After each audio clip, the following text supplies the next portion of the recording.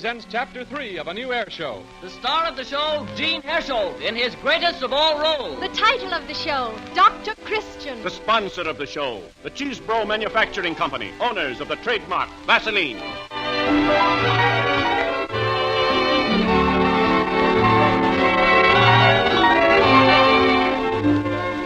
For years, Jean Hersholt was one of the outstanding character actors of pictures.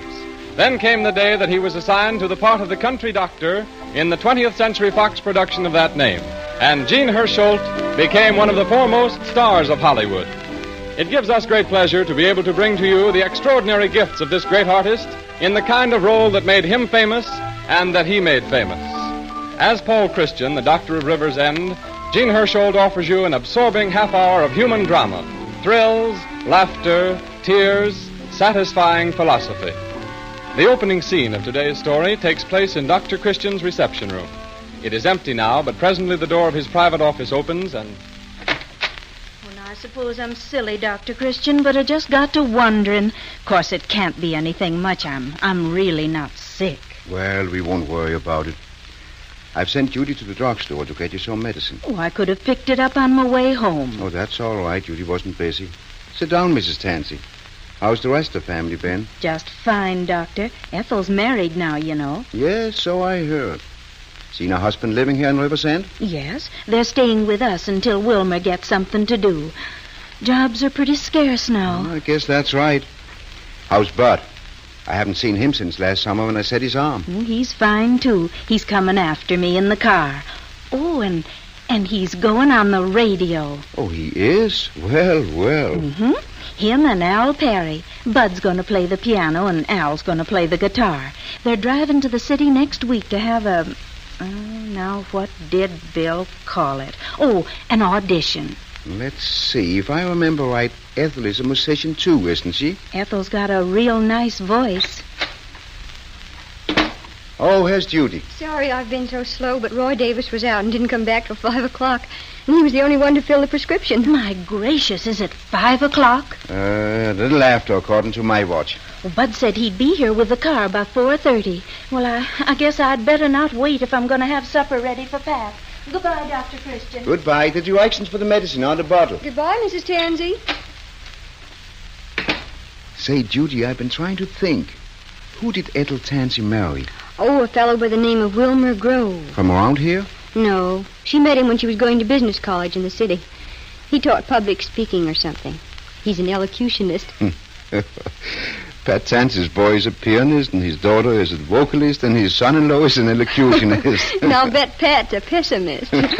Gee, Doc, I thought maybe your office would be closed. Where's Mom? Your mother just left, Bud. She expected you at 4:30. Yeah, I went to watch football practice after school and didn't stop to realize how late it was getting. She'd only waited a few minutes. She did wait, a half an hour. But I forgot. Oh, I know. I feel like a heel not showing up. You shouldn't let your mother walk home. But, gee, I dare say that she'll forgive you, Bud. It's a way mothers have.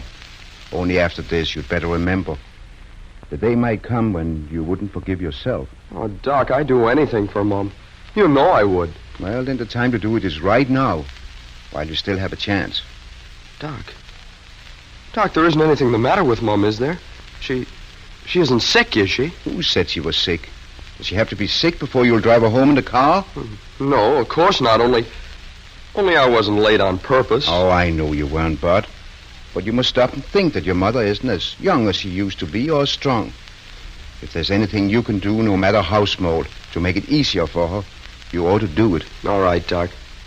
Oh, say, we're giving her a party. So? Yeah, on her birthday. Why don't you and Judy come? Oh, I'd be glad to, Bud. When is it? Next Wednesday night, for supper. Oh, but Wednesday night's the night before Thanksgiving. I ought to be home. Yeah, I know it, but, well, if we put the party off, it wouldn't be on her birthday, and we're giving it specially for her. Doc, you can make it, can't you? Oh, sure. I can be there. For a little while anyway. Swell. Oh, and keep it under your hat. We want to surprise her. Well, so long. Goodbye, Bud. And don't forget, it's next Wednesday. All right.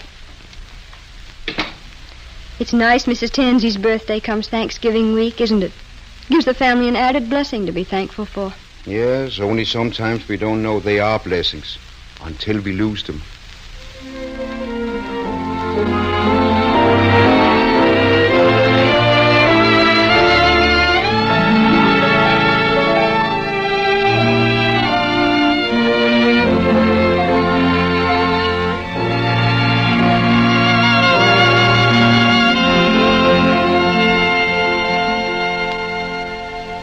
It was more than 50 years ago that Robert A. Chesebro, inspired by the legends of the Indians concerning the healing properties of crude petroleum, refined and perfected Vaseline petroleum jelly for medicinal use.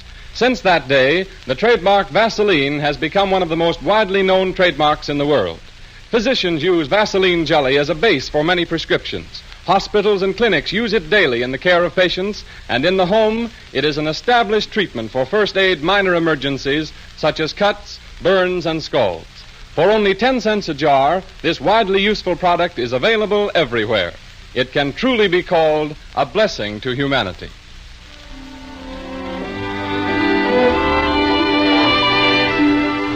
We take you back now to the Tanzy home in River's End, where preparations for Mom's party are in full swing. The time is late Wednesday afternoon. The scene, the living room of the Tanzy home. Mrs. Tanzy is bending over an ironing board.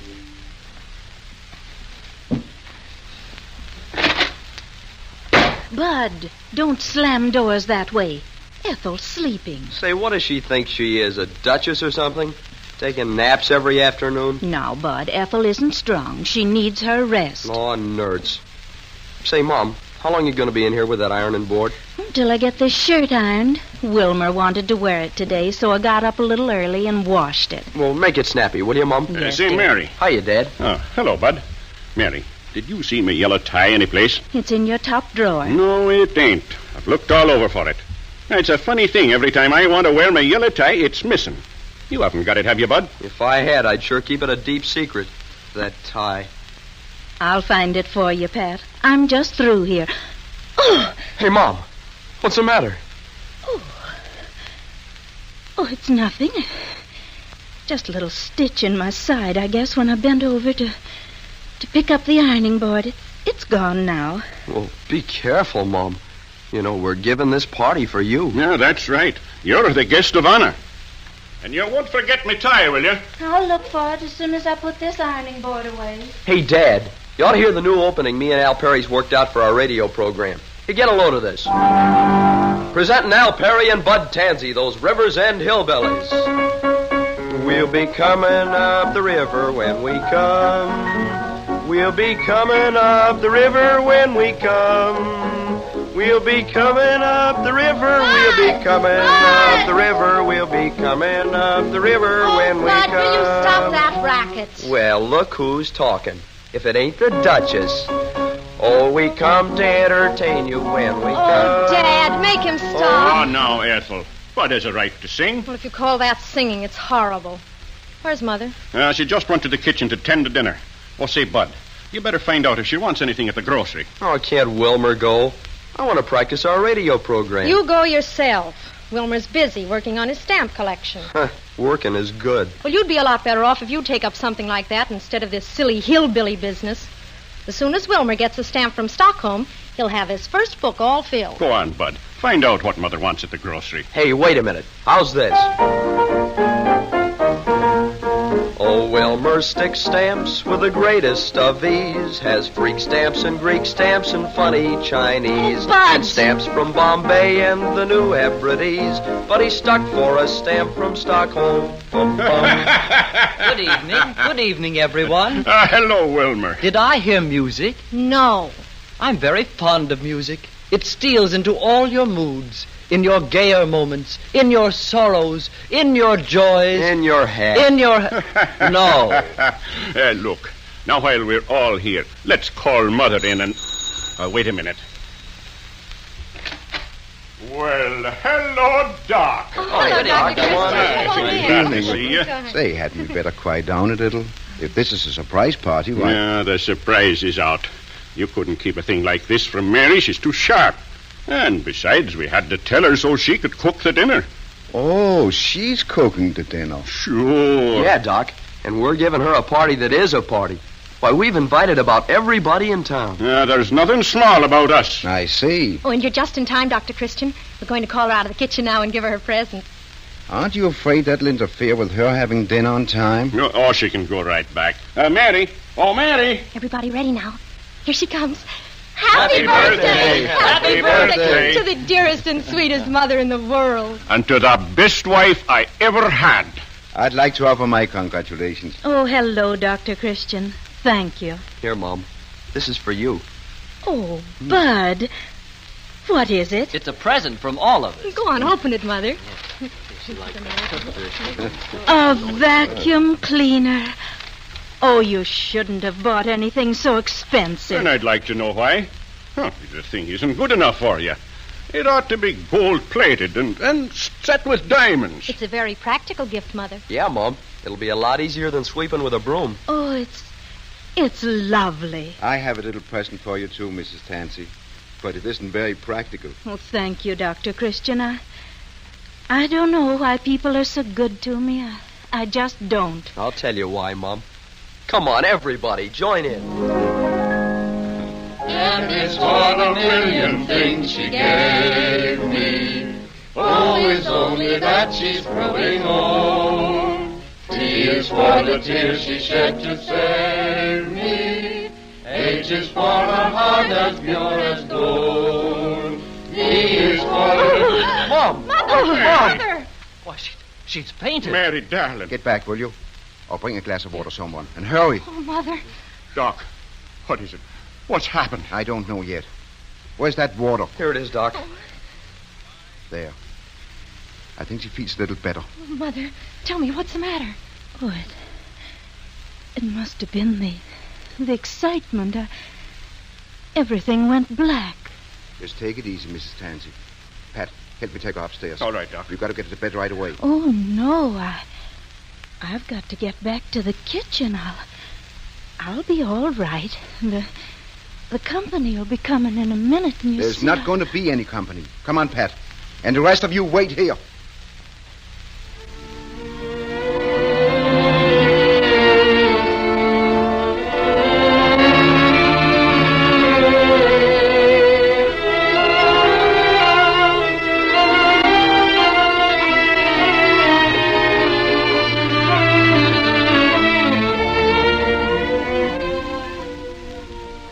The living room of the Tanzy home about half an hour later.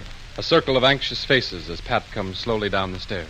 Where's Dr. Christian? He'll be down in a minute. What did he say about Mom? Nothing. Only he shook his head. Well, I wouldn't worry yet. I'm sure she can't be seriously ill. A serious illness doesn't appear so suddenly. There are symptoms, indications. And I don't think any of us have ever heard her complain. I don't know. I phoned all the guests. Told them not to come. Well, it doesn't seem possible that anything could happen to Mother. I couldn't stand it. Oh, gee, Ethel. Don't cry. We gotta keep our chins up. It won't do no good to cry about it. But on her birthday... There, darling. Now, dry your eyes. Here comes the doctor. Dr. Christian. Sit down, Ethel. All of you. You can tell us, Doc. I guess we can take it. I'm afraid it's some bad news. Doc, what is it? Well, it's just this. Your mother has always worked hard. Too hard. She's worked for you and taken care of you and scraped to send you through school. She's nursed Pat when he was sick and encouraged him when he was out of a job. And you've taken all this for granted. You let her go on drudging and slaving 365 days a year. You invite the whole town here for a birthday dinner and let her cook it. But just because you chip in and buy a present, you feel very pleased with yourself. But, Doc, I didn't think that... You never think. Any of you. Most of the trouble and sorrow in this world isn't caused by mean people, vicious people. It's caused by people who don't think. Dr. Christian, if you'll only save her... I can't save her. Oh, Doc. It's her heart. Oh. And I can't do anything. But maybe you can. What is it? What should we do? Well, she'll have to be quiet, stay in bed. She'll need a nurse, and maybe after a while, we'll want to call in a specialist. If you do, it'll be expensive. Oh, that's all right, Doc. You're working now, aren't you? Yes. How about you, Wilmer? Well, I'm looking for employment. Oh, I've forgotten. What do you do? I'm a diction instructor. I teach people to talk. I don't think you'll make much headway here. Most people in Riversend talk too much. Yes, the possibilities do seem a trifle meager. How long have you been without a job? Well, I should say I've been available for about 8 months. You've been living here 8 months without working? Oh, but Dr. Christian, he I wouldn't say you were available. I'll say you're a bum. Why, see here, sir. Sit down. Well, you can't talk to me. I said sit down. Is it Wilma's fault if he can't find anything to do? Well, we'll come to that presently. It seems to me that you took a course in business college, didn't you, Ethel? Yes, I did. But I got married right afterward. Yes, and brought your husband here to live with your mother. Yes, so I haven't had any practical experience. Well, I know just the place where you can get it. They're looking for a stenographer in the office of the lumberyard. And I'll be earning money, too, Doc. Big money on the radio. Just as soon as I start delivering results. Yes, you'll be earning money tomorrow, delivering groceries. Huh? I'm going to get you a job working after school at Barlow's store. Well, yeah, but Doc, Keep quiet. Dr. Christian knows what he's about. The only thing that sort of puzzles me, Doc, is who's going to take care of the home and do the cooking? Well, you'll all have to help with the housework. You can do your share when you get home in the evening. Yes, but hold on there, Doc. I do a good day's work at the shop. When the whistle blows at 5 o'clock, I like to quit. Mother did a good day's work, too. Only for her, there wasn't any whistle. All right, Doc. I'm game. I'll do my share. But still, there's the cooking. I think Wilma can do that. Me? I cook? Looks that way, Wilma. You're the only one left to do it. But I've never cooked in all my life. Well, don't feel badly about it, because you're going to learn right now.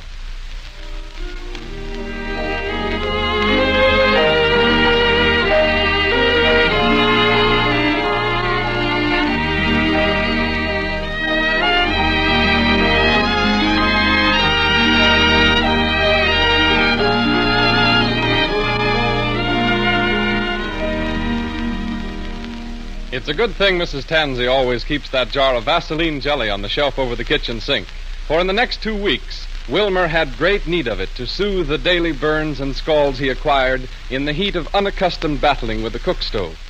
The next scene of our story takes place 2 weeks later in that same kitchen. Oh, well, I got the front room clean. Oh, me back. When will supper be ready? In about 10 minutes. You still have time to finish putting that shelf paper on the pantry shelves. I haven't had a decent meal in this house. Well, you're lucky to get any. Don't see why that nurse couldn't do a bit of cooking for us. As long as she has to fix up a tray for Mother. She says she isn't hired to cook for the whole family. Look out, Bud. What are you doing? Well, what's the matter? What's the matter? Look at your feet. Tracking mud all over this kitchen floor. Do you think I haven't anything to do but clean up after you? No, I didn't know my feet were muddy. I worked my fingers to the bone, and then you... Okay. I'll get a rag and wipe it up. Wait, don't take that. It's my best tea towel. Take that one over there. Well, where's Ethel? Didn't you stop for her? Yeah, but they're pretty busy over at the lumberyard. She'll be late. There. Does the floor look all right now? It'll do. I'm going up and see Mom. Come in. I didn't see any light in the front room, so I came around to the back. Hello, Doc. Have you had supper? Yes, I've just come from supper. Why, I had black bean soup and a nice, thick, juicy steak, French fried potato. Oh. What have we got, Elmer? Boiled mutton. What, again? Well, it's very nourishing, Pat. But I'm tired of boiled mutton. That's all he ever gives us. Don't you know any other way of cooking mutton besides boiling it? If boiling is good enough for me, it's good enough for you. I sweep and clean and dust until I'm worn out. And I sit down every night to a supper of boiled mutton. Now, Pat. If you don't like it, get your own meal. And don't think I couldn't. Why, you act like there was some trick to cooking. I've seen Mother get up a meal in 20 minutes. Now I'm asking you, Doc. Could a man eat anything like this? Don't touch that. It's hot. Oh! Look what you've done. Upset it. Now none of us will have any dinner. Oh. No, it wasn't my fault. It was your fault. Why don't you keep out of the kitchen? Are you trying to order me out of the kitchen in my own house? Now, please. Oh, if Mother were only here to cook us a meal again. Just one meal. You'd better get someone to cook it, because I'm through. Now, don't tell me that 4 grown people can't take care of this house without quarreling. From now on, it's 3 people. You can count me out. They need men at the lumberyard, and I'm going over there in the morning and get me a job. Wilma, if you leave the kitchen, you'll all starve. Well, let Ethel cook. time she learned something about housekeeping anyway. Her mother's babied her ever since she was a little girl. She's never turned her hand to anything. No, hold on. And that goes for you, too. You're the biggest baby of the lot. You can't even dress yourself. Where's my overcoat? What became of my tie? And if anyone suggests you do a little work around the place, you will let out a roar like a steam engine. Wilma, you shouldn't talk like that. Well, it's the truth. Oh, yeah? And what about you? What did you ever do to earn your board and keep? Collected postage stamps. At least Ethel works and helps to support the family. All right. Then we'll trade places. I'll help support the family, and Ethel can run the house. If she or anyone else thinks it's easy, just try it for a while. When Mother was well, we didn't appreciate what a cinch we had. Wilma, I think you are beginning to see the dawn of a great light.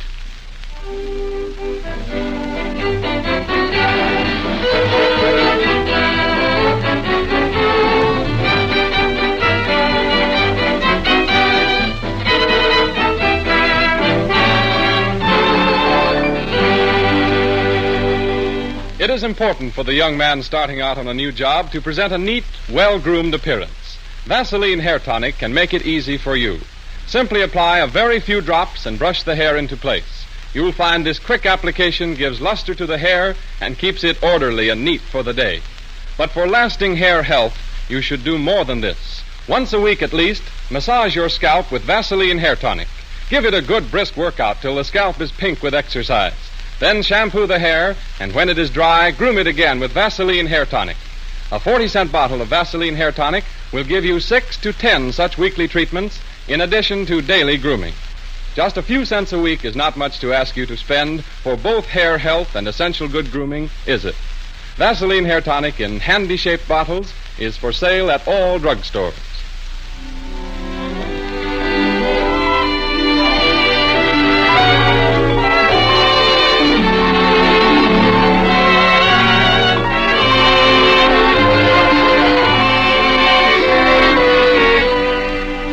We return you now to our story of Dr. Christian of River's End with Jean Hersholt, beloved Hollywood star, in the title role. 1 month has passed since Wilmer Grove stalked out of the kitchen of his mother-in-law's home and got a man-sized job in the lumber yard. And Dr. Christian has decided to look in again on the Tanzy home to see how things are going.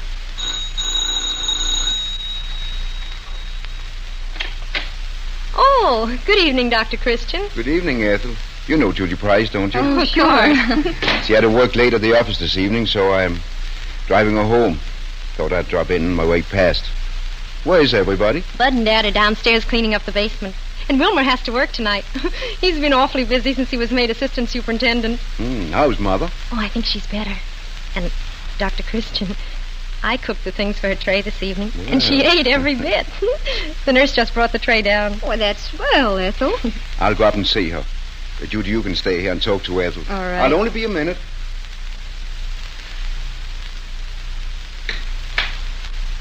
Well, how are we this evening? Hello, Dr. Christian. Oh, I feel just as good as I ever did. Now, don't be too optimistic. Cases like this are very stubborn. I hear you're eating regularly. I always ate regularly. Well, maybe I've had you mixed up with someone else. And since Ethel has been cooking, oh, you know, Doctor, she's turned out to be a real good cook. Oh, that's one thing she doesn't get from Pat's side of the family. Any pains in your back? No. How's your headache? I never had a headache. Well, you're the only one in this house who hasn't. I don't think there's anything wrong with me at all. There's lots of things wrong with you. I saw this coming on a long time ago, and you should have seen it too. But you didn't do anything about it. You just let it go on until it got worse and worse. Well, in a way, you are yourself to blame. Oh, but Dr. Christian... Well, you're too easygoing. That's wrong. You're too kind, and that's wrong. You let the whole family walk all over you. Why, Doctor, you don't know what you're saying. They're the kindest children in the whole world. Well, they're too good to me. They're always bringing some little present or sending me a card on Mother's Day or... Yes, I've noticed that lots of people who never miss sending a greeting card seldom get around to doing anything else, such as helping with the dishes. But I don't mind doing little chores like that, and it isn't as if the children wouldn't do them.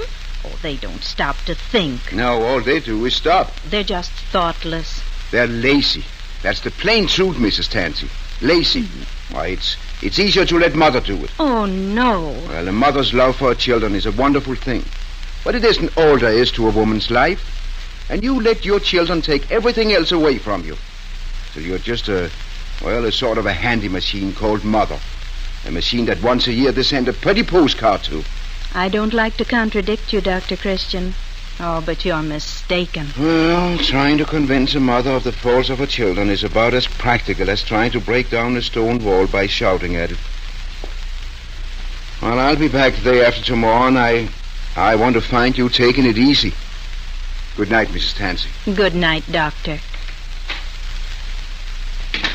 And you take 4 eggs, then separate them. You know, the whites from the yolks. Mm-hmm. And then you whisk up the whites, and you fold in the sugar. What are you two so interested in? Oh, Ethel's telling me how to make a cake. It's one of Mother's favorite recipes. Oh, how is she, Doctor? Well, things seem to be going very nicely now. But we've got to watch out for a relapse. Come along, Judy. Sorry to keep you waiting. Oh, that's all right. Goodbye, Ethel. Goodbye. Bye, Ethel. Well, I hope I can get the car started. This cold weather. Remind me tomorrow, Judy, to have the oil changed. All right.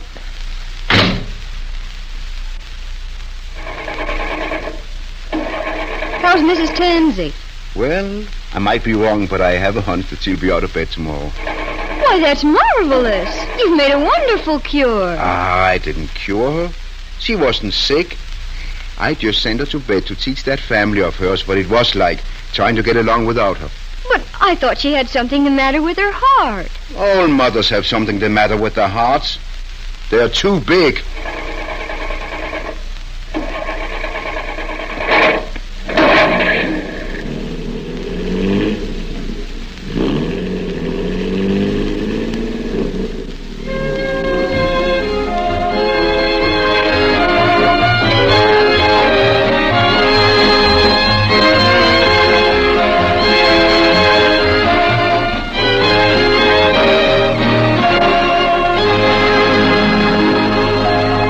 And so we take leave of Jean Hersholt in Dr. Christian, the chronicle of the life and good works of the Doctor of River's End, presented each Sunday afternoon at this hour with the compliments of the makers of Vaseline products.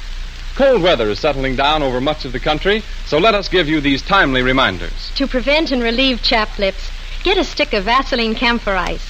1 10-cent stick will last you for months and keep the lips smooth and soft in the coldest weather. When you think you have a cold coming on, place a little Vaseline jelly in the nostrils to soothe the inflamed membranes and make breathing easier. The tube is handiest for this purpose. If you have to stand on your feet a lot like I do, a Vaseline jelly massage at night will make your feet feel real good. Seems to ease the ache right out of them. You try it and see if you don't thank me for the suggestion. When you purchase Vaseline products, be sure to look for the trademark Vaseline on the package. If you don't see it, you are not getting the genuine article. Prices mentioned on this program apply only in the United States.